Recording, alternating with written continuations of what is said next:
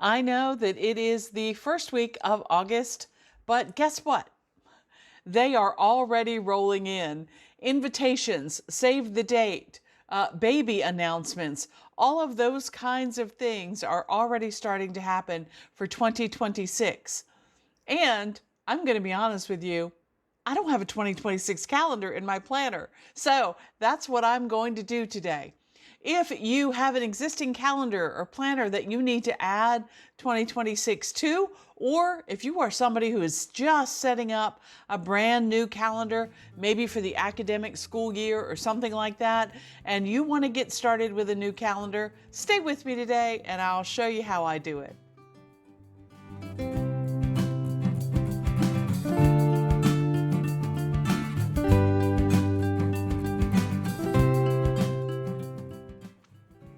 Well, hi everyone, this is Crystal from A Crystal Clear Life, where we focus on planning, organizing, and living a more simplified life.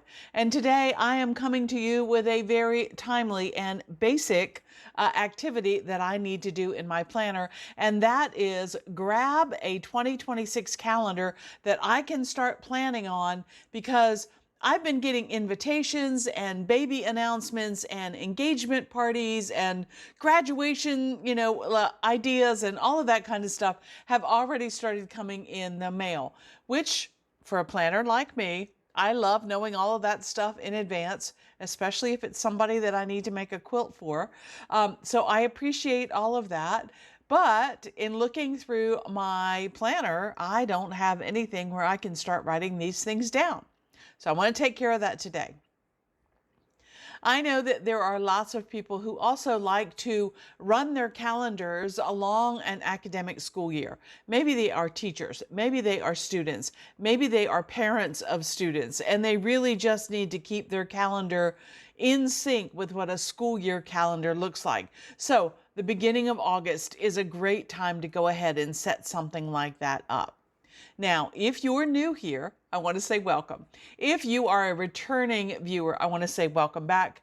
And I want to say thank you so much for joining me today, joining and being part of my community. Hit the like button if you learn anything new today or you get some great idea. Go ahead and subscribe if you have not already. Turn those notification bells on, and please be sure to leave me a comment to let me know what big event you have coming up in the year 2026. Is somebody graduating? Do you know someone who's getting married? Maybe there's a big retirement party going on.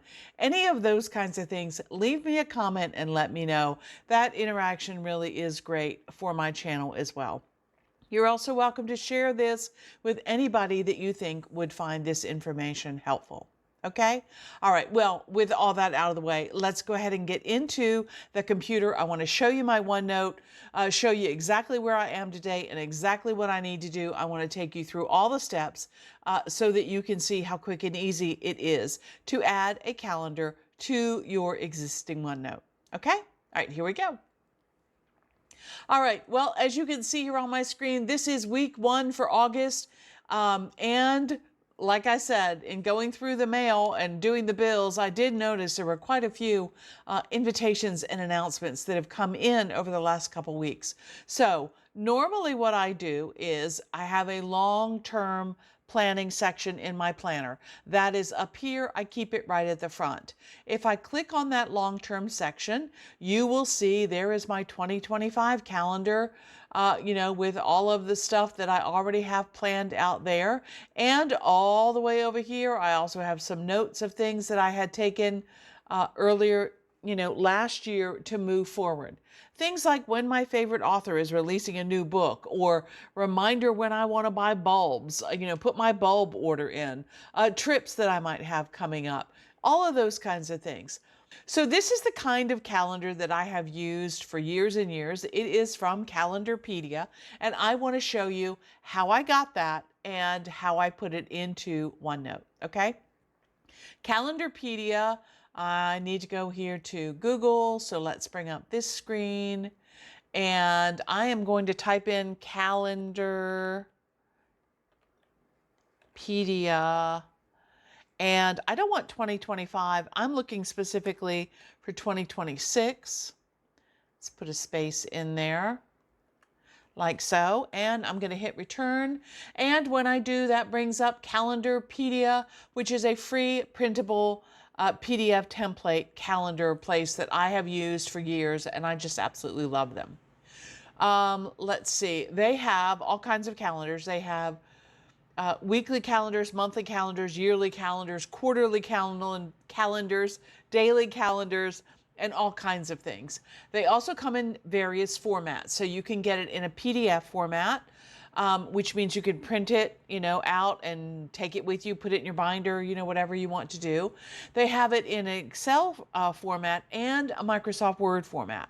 I like to take mine into Word so that I can make any changes that I might need to make.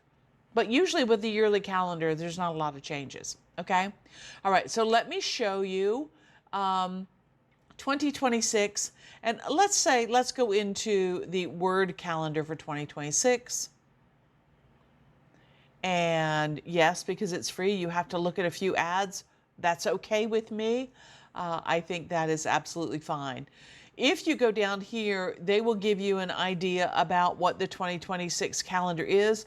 And this one is specifically set up for the United States. They have United States holidays in them, but there are versions for countries all around the world. So you might want to check there as well, okay? Other important things, paper size, if you're going to be printing it, all of that stuff. I typically don't print mine, so I just put them in OneNote, but I have been known to print them out for some long-term planning at school events and at church events, okay? So you see here there are calendars for other countries as well. And then I'm going to move on down and start taking a look at the calendars. Now, this looks very much like the one that you have seen me use in OneNote. If I jump back to here, although you will notice that mine is 6 months on the top and 6 months on the bottom. I kind of like that so it doesn't get too wide on my page. Okay, so back to Google. I'll keep scrolling. This one is interesting because it is one page, and what you see here is that the months are arranged horizontally along the top, and then the days go down vertically, and it is one page, and it's set as a horizontal. And the weekends and holidays are listed in two different colors here. So you have yellow and orange for the weekends, and then you have this pinky color for the holidays. So that kind of differentiates that, okay? This is template number 3. This is the one that I tend to use every year, and it is 6 months on the top, 6 months on the bottom, so 2 pages in landscape, and I like that better than horizontal. I like it to take up a little bit more space on my page. And then the colors change kind of with the season. So you see these blues for the cold of winter, and then the warmer colors as spring is coming on, and then they have hot colors for summer, and then, different colors for, the fall and that kind of thing. This is also US edition with federal holidays. This is the one that I typically like, but let's go on and make sure that there's nothing new here, because from time to time they do add new types of calendars, okay? This one is the same kind of thing. So it's 2 pages, 6 months and 6 months, and separate pages for the first and second half of the year. And this is the one where they use 3 different colors. Saturdays are one color, Sundays are another color, and then the holidays are this pinky color, okay? All of which you can customize and change. So you can either do it in OneNote or you can do it in Word or Excel before you start using them, okay? This one is interesting because this one has all of the weekends lined up. So if you're somebody that likes to know exactly when your weekends are and that the month doesn't start on a full week, this might be the template that you like to use, okay? This one I have used a lot. I do like this one. This is quarterly. So you get January, February, March, and then April, May, June, July, August, September, October, November, December. So it's on 4 pages. Or 4 stacks of 3 months apiece. And if you have a lot to write in your space, this might be a good one. Or if you want to do quarterly calendars and say, this is my calendar for quarter 1, and then have another page for quarter 2, that would work as well. Okay? This one is a very interesting calendar. It has the months going down the side, and then it has the days going across. So it's kind of a year at a glance. Maybe if you were doing like, you know, one of those pixel kind of things where you want to do, I'm going to color it this color for how I'm feeling, or, you know, how I stuck to my diet, or if I made my goal, or whatever like that. You know, this might be an interesting calendar to do that with. Let's see. Here's another interesting calendar. This one is called Landscape Linear Days Aligned. So again, all of your weekends are aligned, all the Mondays stack on top of each other, all the Tuesdays, etc., etc.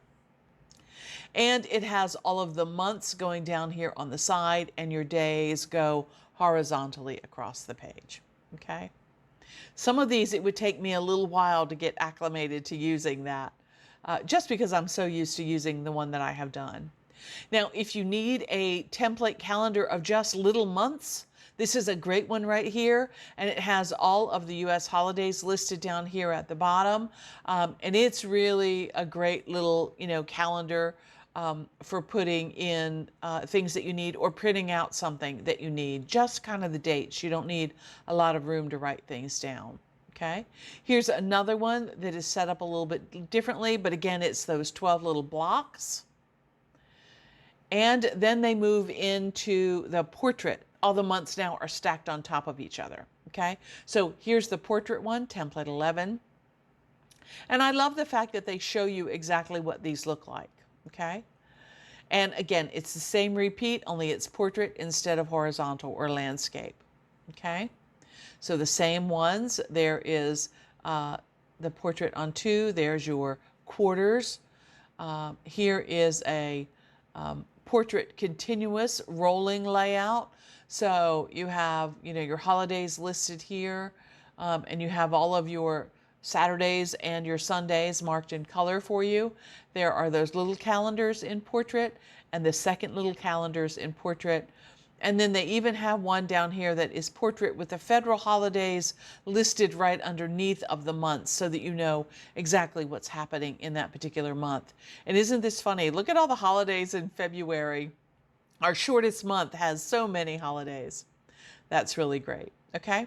All right. So I think I'm going to, you know, I'm tried and true, and I just love my long-term calendar that I use every year. And that is the horizontal one here, template number 3.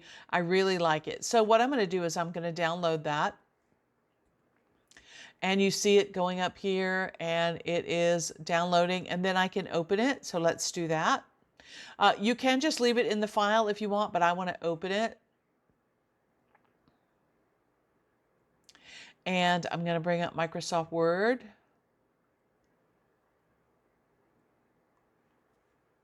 Here, let me make that big so you can see it. I can enable editing if I would like. And at this point, if I want to change something, I can. If I wanted to go in and change these colors, I could do that. If I wanted to go in and take out anything, you know, different holidays or something like that, I could do that as well. Okay. I tend to take out the 2026 Calendarpedia, and I also tend to take out this 2026 calendar. Well, I'll leave it in and show you what it does. It gets really big, and I don't need it that big, but I'll take it out once we get into OneNote. So I'll take this out. I do leave the Calendarpedia down here. And so the calendarpedia.com, so that everybody knows where my calendar came from. Okay. And then all I need to do is I can highlight this whole thing. I can make a copy of it, and I can take it back to OneNote. And when I get to OneNote here, I'm going to go up to add a page. That gives me a blank page, and I can type in 2026 long-term calendar, like so. And then I can simply go here and paste. Okay, and when I do that, you see there is all of the first page that I highlighted. Now, this is what I was talking about. See how this gets so squished up here? I don't like it like that. So what I'm actually going to do is I'm going to cut that. And here's a trick that everybody always loves. I'm going to backspace, and that's going to give me a little bit of room above my table, and then I can Control V and print 2026 calendar. So it kind of sits up there at the top like it looked like on the Calendarpedia website, but it's no longer part of that table, okay, which I like. Now, let me go back and get the second page. So that's the first page that I highlighted. You could go in here and highlight it, from the bottom up if you want and do it that way.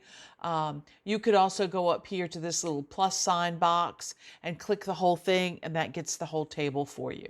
Okay, so again, Control C to copy and go back into this, and down here I can hit enter 2 times. That gives me more space. Then I can put in the second part, and now I have another little section there where I can add these words if I would like, or if I don't want to and I want to cut and make it all together, I can cut this out with Control X to remove. I can even then hit backspace if I want, and I can hit backspace one more time. I have now joined these 2 individual tables together. So they are now one big table with all of my years together. Okay. Now, why would I want to do that? Well, one reason is that if I go to adjust these pages, and the column widths, that will work for the entire table. Okay. This is kind of cramped over here. Some of these things are kind of cramped, and I want it spread out to fill up as much of my page as possible. So I'm going to go up here to this container, and I'm going to make the container a little bit wider simply by clicking and dragging it like so. Make it a little bit wider, and that spreads out some of these things. Okay, but if I want it even wider, I can readjust it again.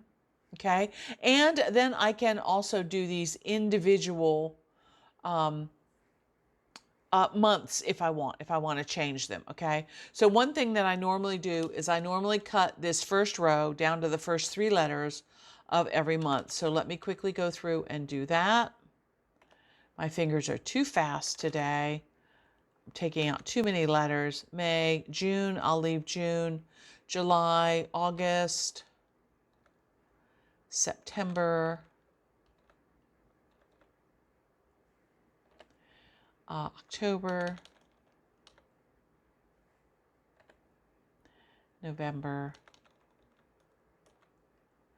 and December. And why do I do that? Well, it just makes my cell there a little bit smaller, so I can make this as tight as I want for all of the months, so that I'm not using that valuable space for the months. And all I'm doing here is I'm just grabbing that line between. I can make it wider or I can make it smaller. And so I'm kind of making it just as small as I can, because really I only have the number of the month or the number of the day in that column. I would rather have more space here for the events that I'm doing. So again, I'm going to go in and tweak and make this one as small as I can for those days of the week and days of the week. Make it as small as I can. Again, if I wanted to and I wanted to make it wider, I could, but I always try to make the days of the week as small as possible. And again, I'm just clicking on that line and dragging it, okay? And then that gives me plenty of room to write in the events that I have coming up. So let's say I know that there is for example, a wedding that is coming up in April, and it happens to be the week after Easter. So I can go in here and I can type CH's wedding, okay? And then I can go ahead, and if I'm going to be gone for a couple of days, I can do Control C to copy that and paste, paste, oops. You have to click in the next cell. Paste, paste, and it's 4 days that I will be gone for that particular wedding. Okay, so there's one of the invitations written down. All right. So you get the idea. You can go ahead and start long-term planning. You can add in graduations. You can add in when your favorite author's book is being released. You can add in when the next Great British Bake Off is being released. You can add in all of those things that are important to you so that you can keep track of them. Okay, and it was that simple. You just download it and I bring it into Word. You could also take it into Excel, copy it from Word and bring it into OneNote. Now, I did promise you that I would show you how to modify the colors. And remember, this is a table, so it is simple table shading that I'm doing here. Let me go down here to this yellow section. And if you highlight an area that you would like to change the color, if you go up to the table menu and you click on table, there is table shading. And if you click on table shading, you get all the standard colors, you get some standard colors, you get recent colors that you might have used. You even get more colors where you can either type in a particular hex code here, or you can change the RGB, the red, blue, and green colors. Let's say we want to make this one, I'm just guessing at numbers now to create different colors. Or you can look here on the color wheel and say, no, I want it purple, but I want it lighter purple. So we're going to go with that and say, okay. And that's going to highlight that whole week, okay? If you want to set up your months with colors like I have done here, that's great. If you want to set up major events like this wedding that I put in here, you can do the same thing. You can go up to your table shading. Once you've used a color once and it's stored in that little paint bucket there, you can just hit that and it highlights it that color again. Or maybe that's too dark and you want something else. You can go back in here to a recent color that you've used, and maybe you want to highlight, the wedding in pink. Whatever you want to do, you can color this however you want it to look, okay? I just think that's absolutely wonderful. And I do think it is important too, when you do have a lot of events coming up, that you have the planner calendar already set to go ahead and do that, okay? So I want to move my planner calendar for 2026. I don't want to leave it down here at the bottom. I want to move it all the way up to the top, right underneath my 2025 planner. So if you were thinking about a paper planner, it would be opening to your 2025 planner and then turning that next page, and there's 2026 ready to go, okay? All right, quick, simple, and easy. Leave me a comment and let me know what you have planned already for 2026. And also leave me a comment, maybe a happy face or something, if you have used Calendarpedia calendars before. I think they are absolutely wonderful. And if you'd like to know more about Calendarpedia calendars, I have other videos about that in setting up different kinds of calendars using Calendarpedia calendars. So I'll link you to those above and in the description box if you'd like to check that out. Okay? All right. Well, thanks for joining me today. I really appreciate it. Until next time, here's hoping that you can live a more simplified and organized life through better planning. I use OneNote. Until next time. Okay. Bye.